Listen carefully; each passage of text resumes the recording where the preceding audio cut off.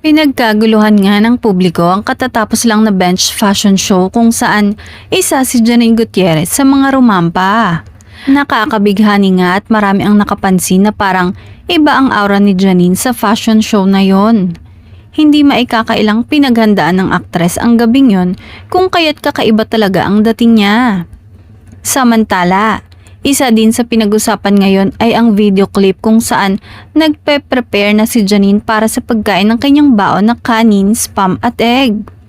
Hindi nga nagkamali ng hula ang mga netizen na ang kanyang boyfriend na si Jericho Rosales ang nag-prepare mismo ng baon niya na yon. Nag-comment si Echo sa video na yon at alam na alam ng aktor kung anong laman ng lunchbox ni Janine. Napakasweet naman ng boyfriend niya at talagang kahit busy sila pareho ay sinisigurado ni Echo na hindi malilipasan ng gutom ang girlfriend niya.